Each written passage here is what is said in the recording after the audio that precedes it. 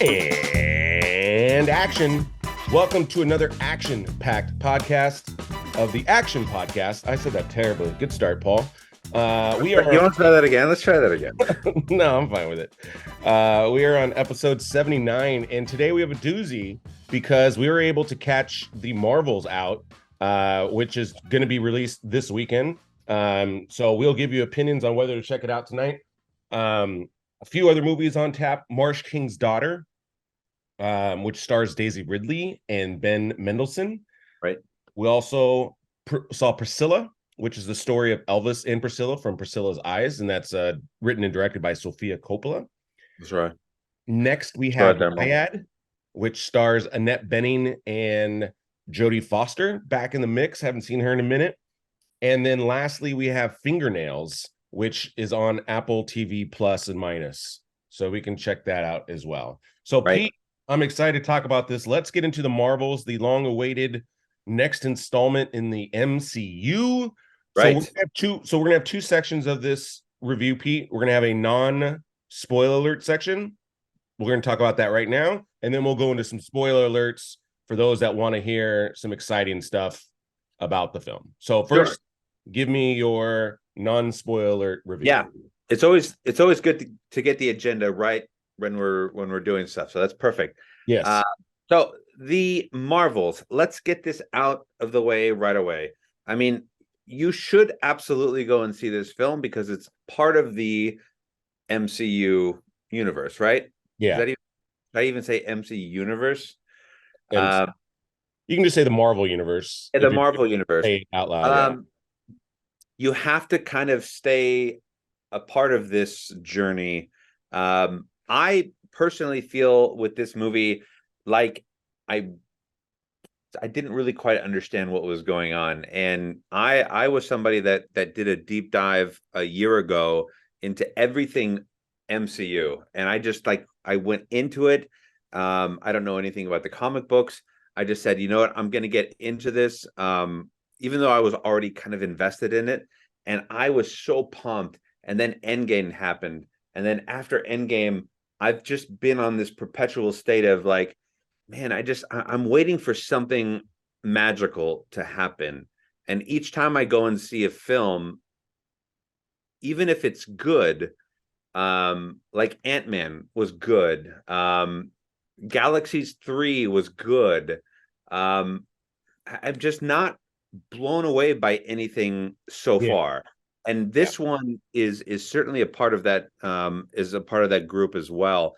Let's see, without spoiling, this movie took an idea of, hey, go ahead. You could talk about the plot a little bit. Just don't. We'll have a section where we'll talk about some spoiler alerts, but therein lies the issue for me, because I feel like, especially with like the trailers, and then when you start watching this film, they came at you with this idea of, well, what if whenever these Marvel girls use their powers, they switch places?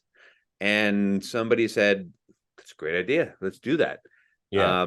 And then that's kind of all they had. Like there was not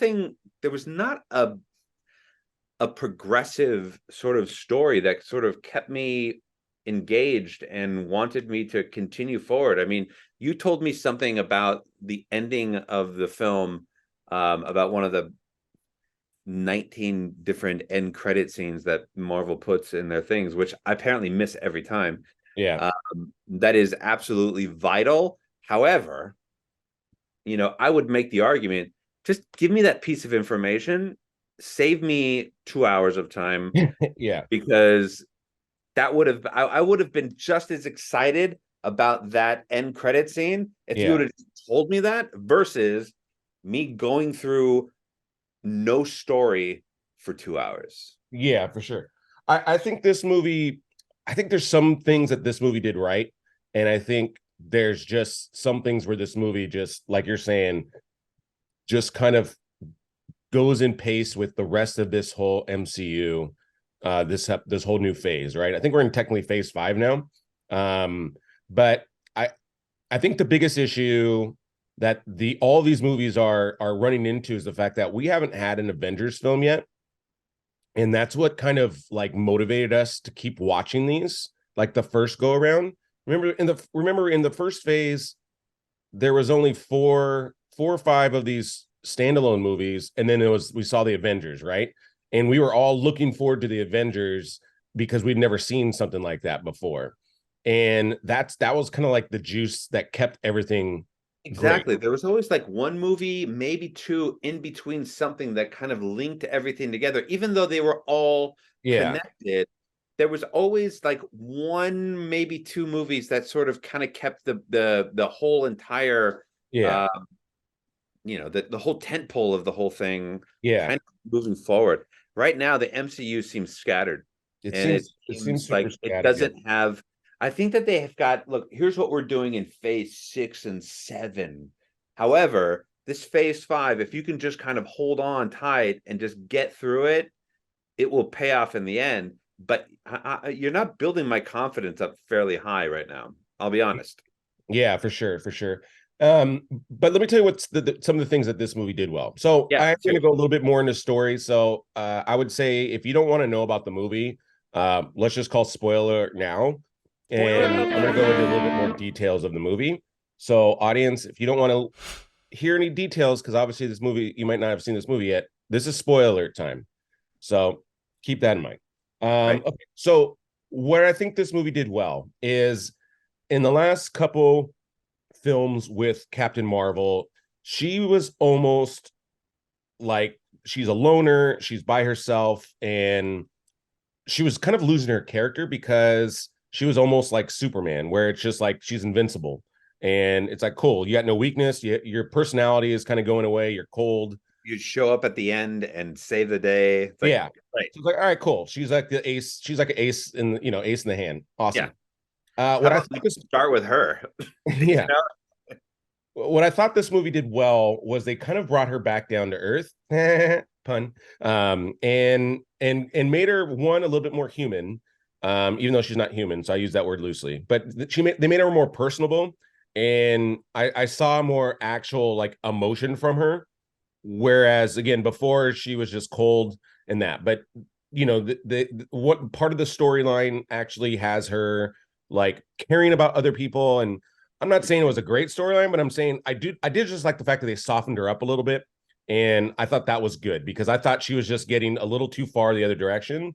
And it was just like, all right, cool. Like she was a little too sassy in a way, let me just stop you for a second. Cause I kind of disagree with that because I've seen Brie Larson in other roles and she's actually shown some real emotion and I'm talking about the character, not like her as an actress. So there's no emotion that she shows off. There's no softening of her. Like she's always just in this movie. There was absolutely there was, but she might have a moment where she's like, oh, maybe I shouldn't do that, and then they have to quickly jump into something else. I understand that what you're saying, like because there was that scene between her and the girl. Yeah, but I mean, I'm just saying there was zero of that before. So all I'm saying is it was we get 10% emotion in this one. Yeah, there's a step up from where she was the last one because if they had to do a whole film with her showing zero emotion, like that would have been just a train wreck. So I'm happy that they gave it a little bit. All right, go ahead. Soften the character of it. All right. Other thing, I so this is a weird conundrum here, but I actually liked Kamala Khan's character. I didn't really get into her show. I agree 100%. I think she was the shining star of this movie. Yeah. I thought that what she did despite this movie was actually something of significance. Like she is a special girl. We're going to see her again in a lot of things. She's a really good actress. Yeah, absolutely. And even just her family I thought was funny. But I thought her whole thing I thought really helped this film a lot and actually makes it even to be worthwhile, you know what I mean? Because made it comedic in a way. Like there was ways to call back certain things from the opening sequence that made it very funny at times. Yeah. That's why I said at the beginning of what I was going to say. you should definitely go see this film. Yeah, for we're sure. picking it apart. These are the good things of it. Right. I did like you're saying. I do love the fact that the power switching. They have to learn to work together. I think that's a great thing because again, that's Captain Marvel's biggest thing is she doesn't like working together with anybody. I can do it myself, So I think that was a strong writing aspect of this film. Good job on that. I think the major issue with this film is, like many a film, is the villain I could just care less about. Horrible. Yeah, I think you took away my main point. I think there was really nothing. I like the connection of the villain, but the villain itself. So I don't know if this is an actress problem or a character how it's written problem, but this is not Hans Gruber. This is not the Joker. Like this. I know what you're saying. I don't think that this is a reflection on the actress itself. I think that there are moments like, I mean, listen, even she's just generic. I mean, there's no Robert De Niro has been in movies that are just like very plain. Yeah. And like, okay, you clearly wanted a paycheck. I don't think this is one of those scenarios where this actress wanted a paycheck. No, not at all. I mean, I don't even know who the actress was. I think she needed to do this role. I think it's very significant for her career. I just think the writing was okay. I meant writing. I did not mean the acting of this. I didn't intend that. Yeah, I think that she did what she could. I don't think that I would go out on a limb and say, listen, we need a villain, and we're not going to really explore what this villain really means because we're way wrapped up right now in all of this powers changing and everything like that. Like even like the final like fight sequence, like where all three of them are battling this villain, it just didn't matter. I mean, can we be honest? I almost feel like the villain should have been the girl on the right. Like I feel like that could have been a better storyline. And I know that would have like messed all this like multiple power thing and the three thing. But it would have made sense because she was a child when she met Captain Marvel, and they already have sort of a history, and so you give her a little bit of that little. We know her. I feel like that would have been a great actual. That would have been amazing. And then she could have been, and then they could have turned her back good again, and that could have led into now like the future of it. But and in terms, hire us to do this, right, Pete? I think that would have been. I think that would have crushed. Yeah. The other issue that I had, we're literally giving out $1 million ideas. Yeah, we're giving out $1 million ideas, but the other issue is that, the continuity of everything is that like, they're supposed to, whenever they use their powers, they're supposed to switch, but it didn't happen every time they use their powers. Like there were both have to use at the same time. Yeah, it wasn't consistent though. It was very confusing. I think that this movie at the end of the day was very jumbled. I mean, even Nick Fury, Samuel L. Jackson's character, like whenever he was on screen, it just felt like not a knock against him because again, like with the villain, it's like, this is what you want me to say? All right, I'm going to do it and I'm going to crush this line, but it's not going to be good for this story. Like even he in this movie didn't need to be there. Like it just. I think he's there to like again give us familiarity. Disappointment. Yeah, I think he's there to give us familiarity because again, like even Captain Marvel was the last movie in the original Captain Marvel was like the last one in the saga, and so he was a part of it, like really just to stay connected to the universe. You know what I mean? And then I feel like the same thing in this one. It's like Nick Fury is the one that we're so used to connecting because even again Captain Marvel's barely in Avengers and all that stuff. So yeah, I agree. I feel like he was really useless and and he doesn't even really challenge. Like he seems like, and again, this is not a Samuel L. Jackson knock at all because I love him. This is I think this is the written of the character. Like they make him weak in this in a way. Like there was a purpose for him being around, which was he was the head of the organization and he got everybody together and he pulled the strings. Like there was a purpose there, and people feared him because he was the man, right? Yeah. In this movie, he wasn't anybody of significance, and it was just this movie could have been and we say this all the time on this podcast, like this movie really could have been something incredible, but they went the quick and easy route, and unless there's some unforeseen things happening. I'll go into the spoilers stuff because I do want to talk about that. The super spoilers. Spoil it. So before you say it, other great thing about this movie, by the way, the fact that it was under 2 hours. Like, thank goodness this was not 2.5 hours long. I would have fucking shot myself. I would have broken my television.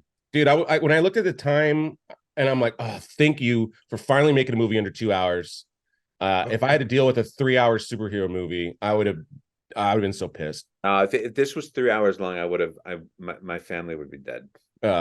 It would have been a horrible scene. Yeah. So good news is it's like an hour 45. So good job, Marvel, on that one. Okay. So hey, if you got to get something right, get that right. Yeah, exactly. Make it short at least. That way I can move on with my life. Make it short and put us out of our misery. Yeah. So the big takeaway from this entire movie. So this is all spoiler guys. Super spoiler. Super spoiler. Now, this actually does not affect the story theoretically. So this is almost has nothing to do with the movie. So there's two aspects of this movie. There's two scenes. The first one, we get our first taste.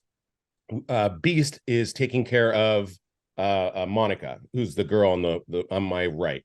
I'm sorry. Yeah, my right. Well, over my left shoulder, I guess. She's there. That's Monica. Beast is taking care of her. Now, for those that don't know who Beast is, and I believe he's actually played by Kelsey Grammer because it looked like Kelsey Grammer, yeah. Yeah. But this is Beast is the big blue creature from the X-Men universe. And he's the second character that we see besides James McAvoy, right? McAvoy. Right. This is the second time we've seen an X-Men now. And so this is obviously implies that the X-Men will be most likely part of the Avengers movie that we're going to see. So if there's any huge takeaway from this movie and what actually is going to keep us going is the fact that X-Men are now going to be a part of this, because again, we're losing Captain America, the main one, Chris Evans, we've lost Iron Man, and the addition of the X-Men, is like, that's fucking gold. And so it is Kelsey Grammer's voice, by the way. I just looked it up. Yeah, I mean, it's super CGI, but it's Kelsey Grammer. Yep. But that part is awesome. And so that's the great news coming out of this movie, is the fact that the X-Men are getting closer to being part of this universe, because we all need a good X-Men movie. X-Men are my favorite of all time. And I've always loved X-Men, even back in the old cartoon days. Oh, yeah. And, that series was up and down. The first two were amazing. The third one was horrendous. And then the fourth one was awesome. The fifth one was awesome. And then the last one was the Dark Phoenix stuff. We already saw it before. So it's like we saw the same storyline twice, which is, I don't know who came up with that idea, but that was terrible. You could have very easily told me, listen, this is what happens to Captain Marvel. And oh, by the way, Beast is coming back. You could have told me that in about a minute and a half. Could have emailed you and sent. He sent it in an email, and I would have been like just as excited about going and seeing the X-Men being a part of this universe than it would be if I sat through these films. We also got we had a nice little scene with Haley Steinfeld, who plays Kate Bishop. Yeah, so that's the second scene leads into Kamala Khan is now forming a team. And I believe this is like the Young Avengers, if I know my comic book stuff. I'm not a comic book guy, but I believe it's either the Young Avengers or they have a different name. Pete could actually be looking this up while I ramble on here. But totally looking it up right now. Yeah. But Kamala Khan is basically teaming up with Kate Bishop. She's recruiting her. And so now we're getting these universes are now starting to come together. So again, it would have been great to have this maybe seen in the middle, and like Kate Bishop helps out. I think that would even be a better storyline than just a little end scene. But again, I want some of these movies to start combining, because it's like, I don't need another solo movie, dude. Like, let's get the Avengers going. Like, I think again, that's the biggest issue out of the Marvels. But yeah, well, I mean, Young Avengers includes Hawkeye, it includes Hulkling, Kid Loki, Vision. I mean, so they're probably not. I mean, there's so many there's so much stuff. I'd have to research it. This is crazy. You can't do this off the cusp. no, you can't. Move That'd forward. been good prep work, right? If we did that. So I would need lots of prep work, awesome. So with that being said, everybody, go check out the Marvels this week. And I do think at the end of the day, it's worth it. It was not a terrible movie by any stretch of the imagination. It does not have an IMDb rating at this time, but I think Pete and I will probably give it like a six-ish. The director did Candyman, which is a great kind of horror film, and it's nothing to. Yeah. It's it's good to stay kind of part of the MCU, right? And so you almost have to go and see it, but just be prepared. It's a grind. But yeah, so spoiler over. Go check it out. Next, Pete. Next, we have The Marsh King's Daughter. And again, this stars Daisy Ridley and Ben Mendelssohn, who he plays the Skrull. What was I think I'm pronouncing that wrong. But this movie is about a woman who seeks revenge against the man who kidnapped her mother. So this movie's got a weird. It kind of reminded me a little bit of Where the Crawdads Sing, but a little more like tension. Right. But it's got definitely like it has that feel like this was a novel. You know what I mean? Which is a bad thing. Is it better or worse than the film adaptation of A Crawdads? Better, way better. This is way better than that one. Okay, good. I'm just saying the comp, like, it had that same feel to it. This is better. Neil Berger was the director. He directed Divergent, The Upside, which I liked. Right, which is good. Limitless, the movie Limitless. So this guy's a good director. He's done some solid projects, and this movie was interesting because it's kind of like this. You don't really know the time period, and then you realize that it is modern, even though they're very like off the grid. A dad is like teaching his daughter to basically like live off the land type of a thing. Oh yeah, he did Billions, and he did The Illusionist. I love The Illusionist. Yeah. Sorry. So this movie was good. 6.3 on IMDb. I definitely recommend seeing this. This was an entertaining film, a cool kind of a premise, and again, ultimately, you don't know who's right or wrong, and it's just I'm not going to spoil this one because I don't think a lot of you guys are going to see this immediately. So I want to make sure you go and see this. But it was entertaining. Daisy really did a great job. Ben Mendelsohn did an excellent job as well. And it's a cool story and entertaining. And yeah, go check it out. Next, we have Priscilla. And that is written and directed by Sofia Coppola. And then for those that don't know who Sofia Coppola, obviously she's the daughter of Francis Ford Coppola, who obviously did The Godfather, amongst others. Sofia Coppola, she directed a movie called The Beguiled and Virgin Suicides and Lost in Translation. Right. Those are some of her like major films. So she's highly acclaimed. Yes. Now she is more critically acclaimed versus like crowd pleaser.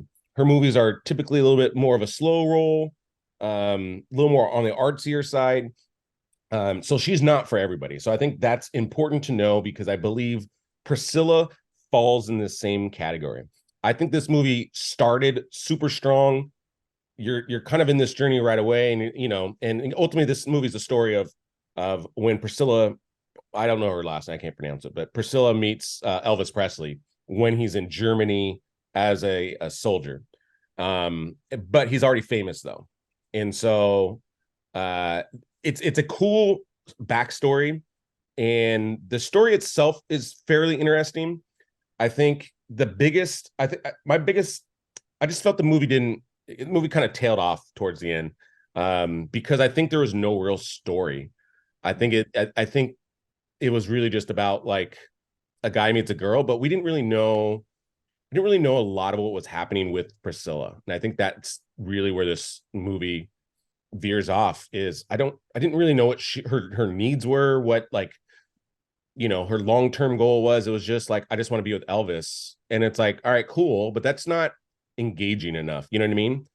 Yeah, and how did this Jacob Elordi do as Elvis? How was he as Elvis? Good. He was really good. Was he I good? don't know. Was Elvis super tall? Because this dude was tall. Like he Um, towers over everybody in this movie. yeah, I don't know historically. I mean, he always looked tall, but that was just because of his dominance on the Yeah. screen. So I don't This dude know. looks 6'5" in the movie. I don't know if he's actually 6'5", Oh, um, but yeah, I thought he did a good job. Probably the question people are gonna ask me, and I don't really have a good answer, is Austin Homeboy or this guy, right? right. Um, Well, Austin Homeboy got nominated for an Academy yeah, Award. and obviously we don't really see Elvis sing in this movie, so it's a completely different kind of. I think both of those guys worked for the movie that they were casted for. This movie is more, you know, pure acting versus, again, like Austin has to do the singing and the whole nine, and so he's needs to be more quote unquote Elvis than this guy. Right. But I thought he did a good job. Again, the movie was entertaining, but I said it to Nicole. I said if you remove the fact that that's Elvis Presley, I think this movie has absolutely nothing to it. Like Right. I wouldn't watch it if this is just a love story. It's Right. like not that great of a love story. And so I know obviously it's a true story. And I think what makes it captivating is the fact that it is Elvis Presley. But besides that, I think again, the movie just lacks stuff. And I think, I know it's based off of her book, but I think it needed to go deeper into more, again, like more what she's trying to get out of this whole thing. Cause I couldn't figure it out, and it just made it less engaging. So take it for what it's worth. Sophia Coppola fans, I would say definitely check this out. Everyone else, I'm in the middle. I didn't regret seeing it, but I definitely think it's middle of the road. Well, I happen to think it's a very good movie. There you go, Pete. Thank you. Next we have Nyad. This is on Netflix now. This stars Annette Bening and Jodie Foster, and this is the story of a long distance swimmer in the 70s. She tried to swim from Cuba, like my accent there, Cuba to the Keys in Florida, and no one had ever done that, men or women. And she tried to do it at 28 in her prime, and she was not able to do it. So fast forward like 30 years later. Gee, great. Yeah. I'm gonna watch her fail. What a great movie. Yeah. No. This is the pre-movie. This is not even Okay, before the movie even starts. Okay, good. Fast forward to 30 years later, because Annette Bening's the star of this. She's not 28 years old, Pete. Yeah. So fast forward 30 years later, and she gets the inkling again. She's like, you know what? Fuck it. I want to do it. Like, I want to try this again. Like, I know why I failed, and I'm stronger mentally than I am back then. Like, even though I was physically stronger, it's a mind game. It's mental. So, but you feel that when you get older, like there's a little piece of you that says, you know what? If only I had been mentally where I am. I believe that. Yeah, football, I believe that too. If I hadn't, like, God, if I could, if only, yeah. Right? Go on. I love that. I love the idea. This is a great sports movie. This has all the things you want in a good sports movie. It's based off a true story. It's about someone I've never even knew about, and so I love learning about great American athletes that have great stories. I mean, this is literally like just an awesome film. It's entertaining. It's got the messaging that is excellent. Like this has got it all in terms of that stuff. Again, based off a true story, which I think obviously adds a little bit to it. But this is about a 61-year-old that tries to do this thing, and you go on the journey. Again, I don't want to spoil this one because it's on Netflix. You can check it out now. But one of my favorite sports films in the last decade for sure. Maybe not as good as Hustle, but I'd put it like right there. Again, just different. And Annette Bening, great job. Jodie Foster, again, great job. Good seeing her. Two brilliant actresses who I mean, Oscar. These guys are Oscar winners. So yeah, these are like two of the top. Like if you had to say who are the top 5, those two are always going to be in the conversation. Yeah, for sure. Yeah, but I'm glad it's on. I highly recommend it. I'd probably put this number 1 out of all the movies that we're reviewing. Really? This is the most complete film for sure. And it's so funny, that you say that, because this looked like the least one. I was gonna watch this a few days ago, but I mean, literally the opening, the one image that you see on Netflix is Jodie Foster, and there's nothing on it.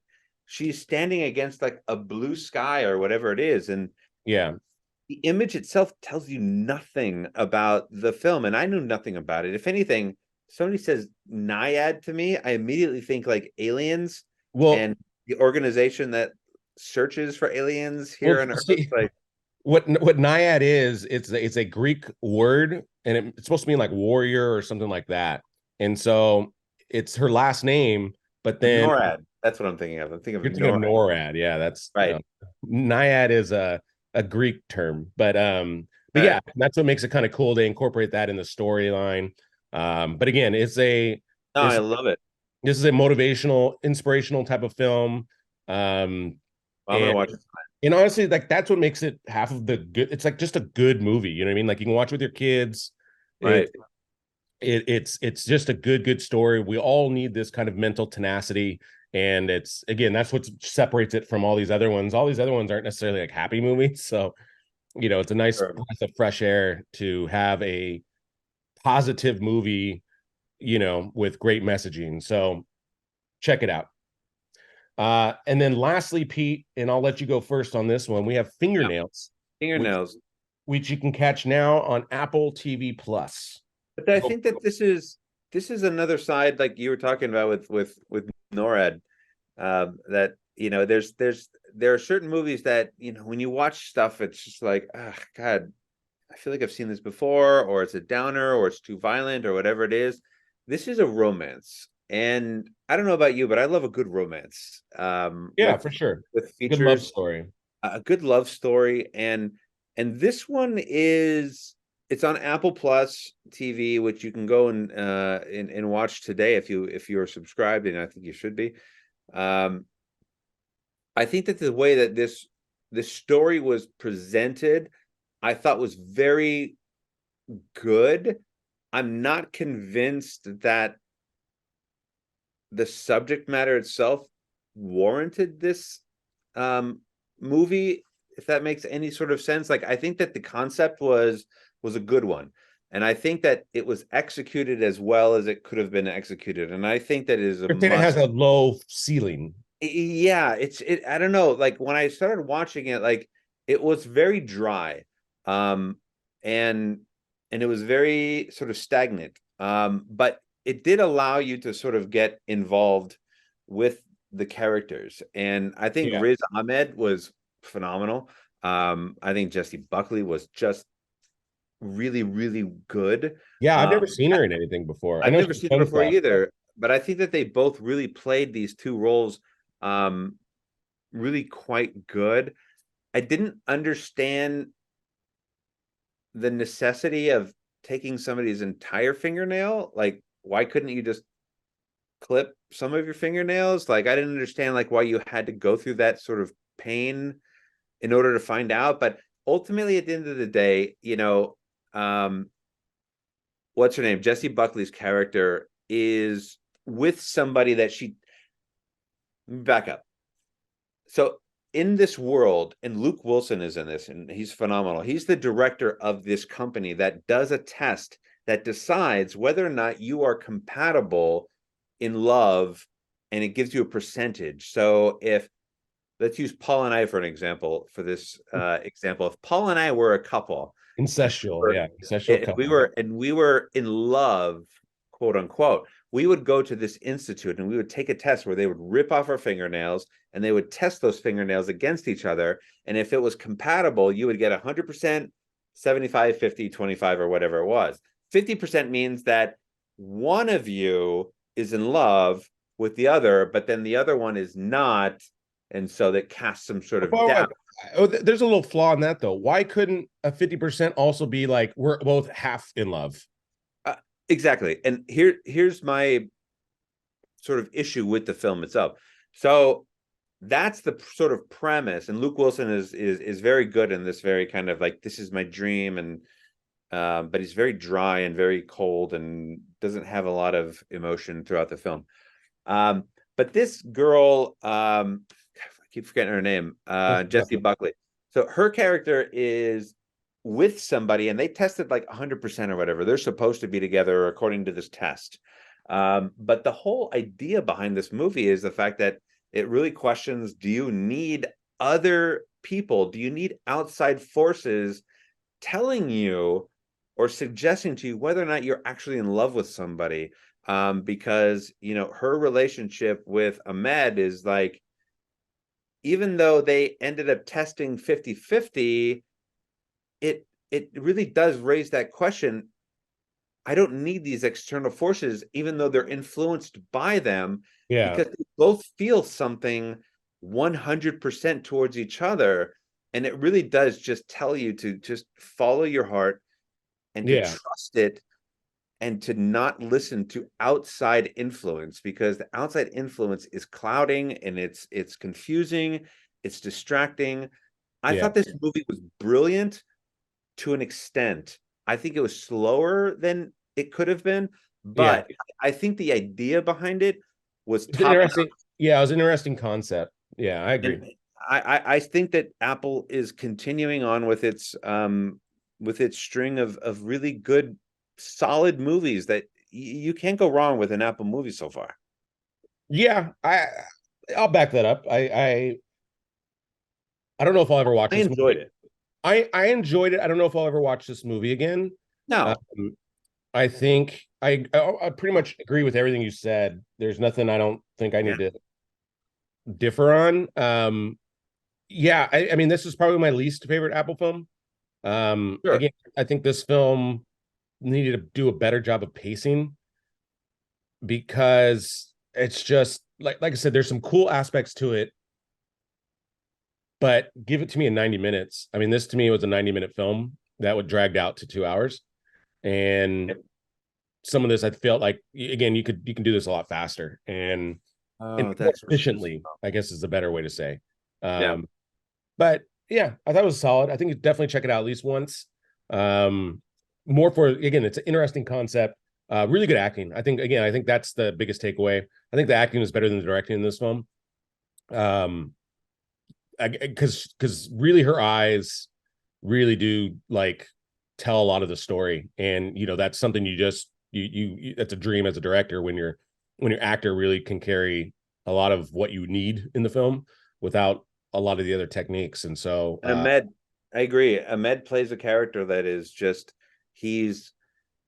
they're both really good. Yeah, almost everything you want in a dude if you were a woman, and like the way he talks and the way he thinks and the way he puts his attention towards very specific moments. Not everything. He's not consuming. He's not a blanket that suffocates you, but there's some real value in how he looks at relationships. And I think that his performance was probably one of the better love story performances that I've seen in a while.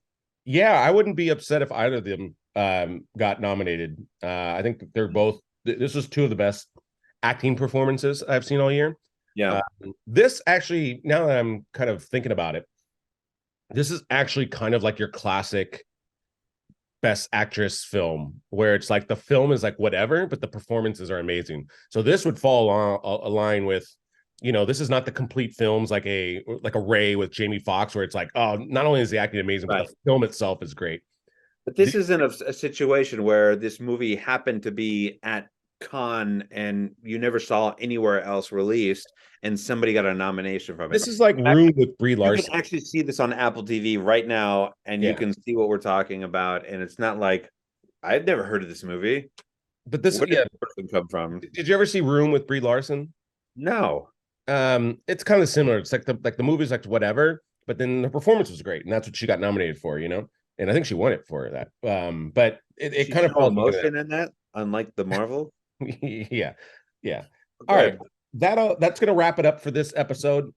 Next episode, we've got a couple great movies, and legit, like, this is major director some films. So the first one coming out next week, we have The Killers, which is on Netflix now, literally today came out. And that is David Fincher's just The Killer, singular. The Killer. That's what I said. No, did I add an S to it? No, you're talking about multiple killers. We're on the tape on that one, but yeah, I meant The Killer, singular. That stars David Fincher. Stars David Fincher. Stars Michael Fassbender. But that is directed by David Fincher. It's written by Andrew Kevin Walker, who wrote Seven. And so this, well, I've already started to watch it. Pete's already seen a little bit of it himself. This would, if you like Seven and you like David Fincher, this is, even the Zodiac one. I feel like if you like those films, you're gonna like this film. That's the kind of mood and direction of this film. Right. Next. Directed by Fassbender and starring Fincher. Got it. Go ahead. Yeah. Also, we're going to review the documentary also on Netflix, Sly, which is about Sylvester Stallone. Classic. Yep. We're also going to review The Holdovers, which is available now in limited theaters. It's directed by Alexander Payne, who directed Sideways. And one of my favorite writers, Doug Ellen, he loves Sideways. That's like one of his most inspirational film. And so he's actually Paul Giamatti always crushes. So yeah, this is a good opportunity. Yeah. So The Holdovers, we're gonna check that one out. If you're in the Los Angeles area, you can see it like in Burbank, Century City areas, those main kind of film hubs. And then lastly, in limited theaters as well, is Dream Scenario, and that's the new Nicolas Cage film. That's the one where he shows up in people's dreams. The trailer looks awesome in this one. Trailers are great. Yeah, Nicolas Cage has been definitely on a second revival here in his career. I had already reviewed Butcher's Crossing, which I really liked him in, and so looking forward to this one. This one looks like a great concept, very similar to like a Eternal. I'm not going to say this name right. Eternal Sunshine of the Spotless Mind. Is that it? Yes, that's it. Also, the one. What's the one where he's himself? The Eternal Spotlight of the Sunshine Mind. The Massive Talent of the Unbearable Mind. Oh yeah. That's good. It's like two of the hardest names to try and remember. Honestly, can you just pick one word and call it? That's your title. Yeah. So the Cage. It looks like those two films. So if you like any of those two films, this one looks like it'll fall in line with those. So super good. Awesome films to check out, guys. Thank you for tuning in. Please make sure you comment, subscribe. If there's a movie that you want us to review, like a classic, we're going to get back into the classic ones here soon. Soon. Rocky 4 should be coming out any moment, guys. Any moment that should be coming out. We've been talking about Rocky 4 for about a year. We shot that in like May, I think. I've been busy, guys. I'm not gonna lie, it's been tough. Yeah. So we're gonna try and get another one in as well. Pretty soon, and coming up, Rocky 14. And we're gonna review that one as well. Yeah. Sly's coming out with a documentary in between our last two episodes of the classic. So we'll get back into that. But again, thank you guys. Subscribe, like, share. Please help us grow this podcast. And with that, Pete, that is a cut. Thanks, guys.